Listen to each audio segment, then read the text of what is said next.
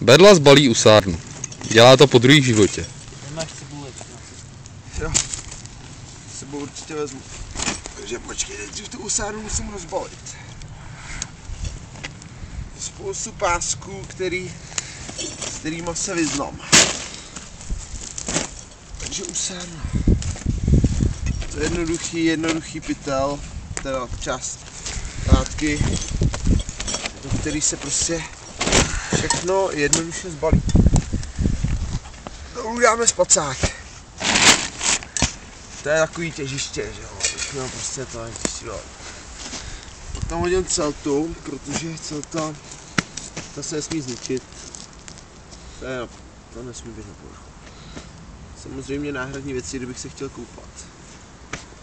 Ponožky, slipy, ponožky a slipy. Slipy jsou důležitý, kdyby se člověk posral, že jo. Tak, teď co to dáme dál? Šátek, prostě kdyby někdo smrděl. Cibule, nejdůležitější věc ke guláši. Cibule nesmí chybět v guláši. My jsme jí tam dali dorobit málo, nějaká zbyla. Dobrý. Co dál? Ostatní věci musí být na povrchu. Jako třeba izopapír. Ten musí být na povrchu. To je jasný, chápete proč. A teď to prostě všechno přepásáme. Hodím to sem. Jo. Tady ty proužky, tady nejsou jen tak. Ty tam jsou na tyhle proužky. Všechny tyhle proužky se přesto předdají. Provlíknou se těma proužkama. Protože ty proužky tady nejsou jen tak pro prdele. Nejtěžší je tenhle proužek přes pacák. Přes pacák, který prostě je krátký. Nevím proč ty volové udělali takový krátký tenhle proužek, který má být nejdelší.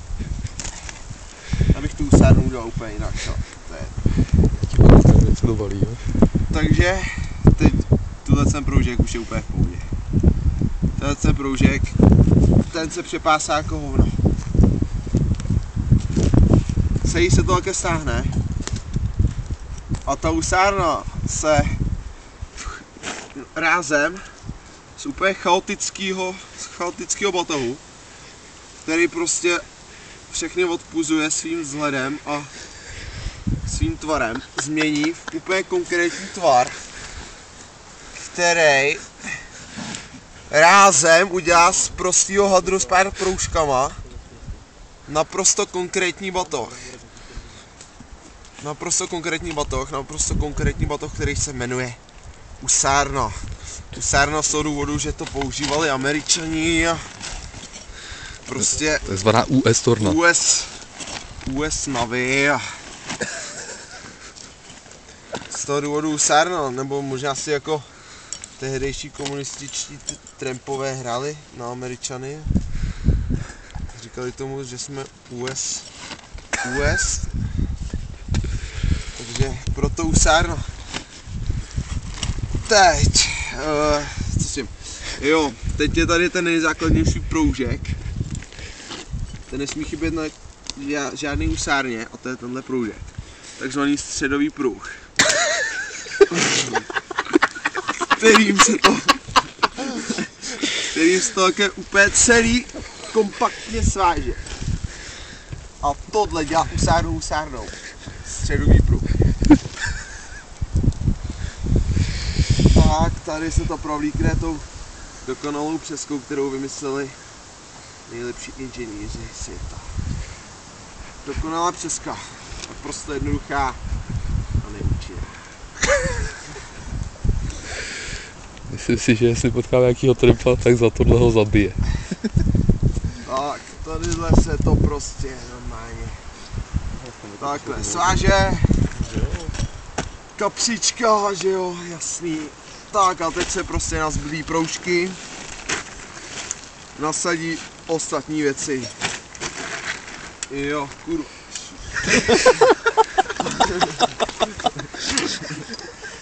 Na to tady máme takzvaný zracák, do který se hodí zbylý věci. Šus, kartáček na zuby, pasta, tady pasta, nůž, prostě věci, co žerete. Tady háč, posílky, posílka všichni známe. Nejúčinnějšího, skoro nejúčinnější vařič. Pevný líh. Tadyhle máme nějaký nářadí na to, čím bychom to žrali. Perník a metlský salát. Igelitka, kdyby se tam něco nevešlo, tak to dá do igelitky. Ty máš 2 kartáčky? Já jsem z toho kartáček odsaď. Jsem ty. Přemístil si kartáček ze sektoru A do sektoru B. Žracák, no, samozřejmě. Kam dát sekeru, aby to bylo správně vyvážený. To byl problém inženýrů, kteří to vymysleli a dali sekeru do spod. To byl ten zásadní krok. Prostě dát, že jo, těžiště úplně dolů. By se to nepřevažovalo. Co vy, tady zapnu zracák. Jo, ještě autoplaktum. Tak trampská věc. Tak hovado. Autoplakta, nesmí chybět u žádnýho trampa. Tí se dá vyrobit prakticky cokoliv. Prakticky cokoliv, třeba přístřešek. Takže autoplaktu složíme následujícím způsobem. Pěkně po trampsku. Jak je moderní po čundrácku. A prosím tě, udělej fotku té ucárny, jo, nějakou. 2, 3. Složíme do minimálních rozměrů a všechno přilepíme. Musíme vymyslet, z jaké strany, protože usárna má 2 strany.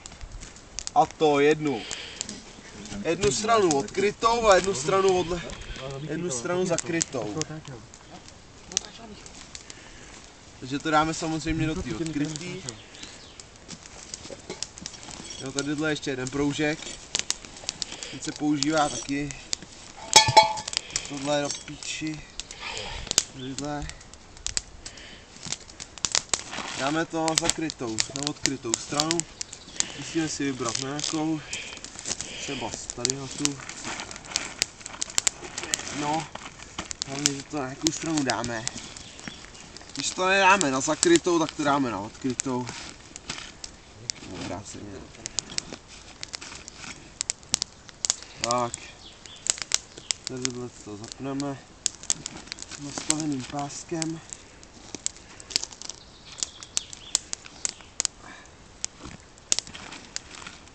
Tadyhle to rychle zapneme. Usárna musí být zbalená prostě během žiku. Od toho je to usárna. Usárnu nesmíš zbalit prostě dlouho. Začne pršet. Usárna je nejrychleji zbalená. Usárna je prostě všechno. Usárnu balí jen ty největší trampové. Prvý. Normální člověk vůbec netuší, že to může být batoh, když to vidí poprvé. Normální člověk to hlavně nikdy neviděl. Co se dá? Taková sekera. Tady je přesně ten popruh, který dělaný na sekeru. Je to. Pak už stačí jenom dát si to na záda. Samozřejmě tady si člověk může nastavit úplně libovolně velikost popruhu, což je na usárně úplně to nejlepší. Může si nastavit prakticky úplně cokoliv na té usárně. Úplně podle člověka se ta usárna přizpůsobí. Hodí si to na záda. Vypadá dobře. Zracák. Celtu. Spacák. A jde.